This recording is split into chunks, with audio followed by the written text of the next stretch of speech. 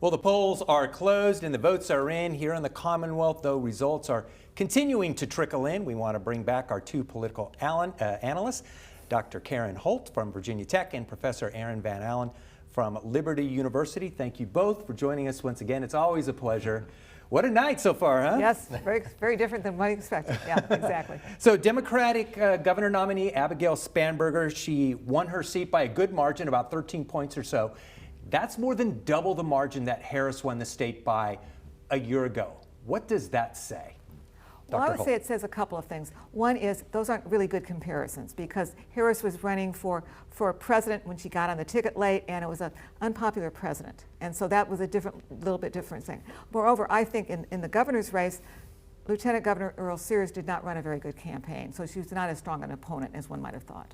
And I would echo the second sentiment there, that throughout the entirety of this campaign, it's been very clear to see that the current Lieutenant Governor, that her campaign was not well organized, it was not well run, the messaging was subpar at best. It obviously, what messages did exist did not resonate with the voters. But on the second side, or on the other side of the coin that I think that we should look at is 2021 with Governor Glenn Youngkin, when he won the Commonwealth by two points. Now we're looking at anywhere between 11 to 13 for Abigail Spanberger. That is a huge shift, an absolutely massive shift. So I'm really interested to see what the numbers are going to look like as far as independent voters, say for example, how that drastically impacted this win for Spanberger. So how much do you think the government shutdown played into this, and maybe how much did the DOGE cuts, which affected Northern Virginia, which is a large voting population up there, how much of a factor did that play into this contest? I think two things were most important. Is the Virginia economy, which picked up on the DOGE cuts, the cuts in federal workers who work in Virginia, as well as the contractors who also got laid off or lost their jobs. That's important. And then you add the government shutdown after that, as well as economic concerns throughout the state. Final thing is, the president has a very low public approval level in Virginia. The economy and presidential approval drive a lot of elections. Gotcha. And I would say, to answer your question, that I do think that the shutdown did impact the overall outcome of the race. If you were to go back to 2016 and look at President Trump's victory there, say specifically with independent voters in these scenarios, 2016 he wins independent voters by about 3 to 4 points.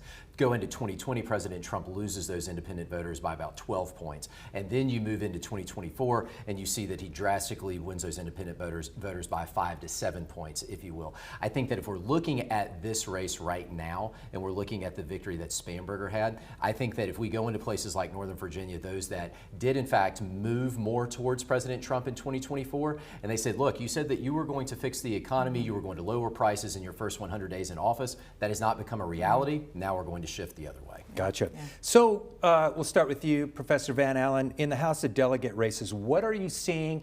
What are you drawing from the results so far? Well, number one, it's a good night for Democrats. We were speaking about this off air a moment ago, that there were some Democratic strategists and analysts that said they were expecting as much as a +9 number that was going to pop up for Democrats. And I will be the first to admit I was not expecting anything nearly that high. But here we are at +7 right now. What this tells me is that Virginia voters, that this is in fact a referendum on President Trump, and that the economy, number one, is at the forefront of everybody's minds. That high cost for living, for groceries, et cetera, that this is in fact a referendum on that. Yeah, I agree with that, absolutely. I'd add one more thing. I also think that what happened in these House of Delegates race that flipped, same economy and view of Trump was in there, but in addition, those races are more competitive than they used to be because of the redistricting that was done in Virginia 2 years ago. Those were all districts that were run very closely the last time around. So Ghazal Hashmi, she wins the lieutenant governor's race. Jay Jones has won the attorney general's race. How much did Spanberger's coattails, do you believe, help those two perform the way they did? I'm not a big believer in coattails, but there is an argument that says when the top of the ticket does well, that brings other weaker candidates along behind her. That may have happened in the lieutenant governor's race.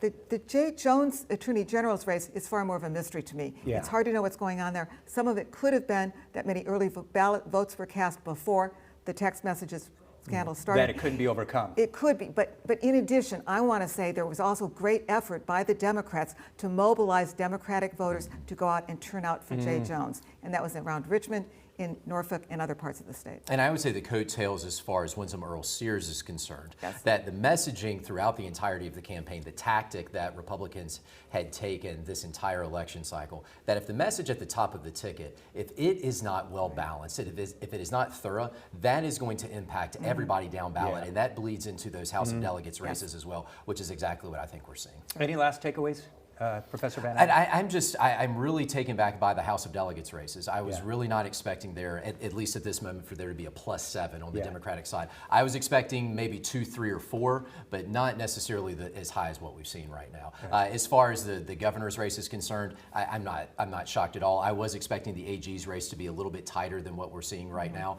but at the top of the ticket, I'm not in the least surprised. Only thing I want to add to that is that I come back again to political scientists are roughly right. Those House of Delegates races that flipped, first-time incumbents have a very difficult time to run again for re-election. That could be what happened this time as well. All right. Hey, it's been a pleasure again. Always good. Dr. Thanks. Karen Holt from Virginia Tech, Professor Aaron Van Allen from Liberty University. Until we meet again.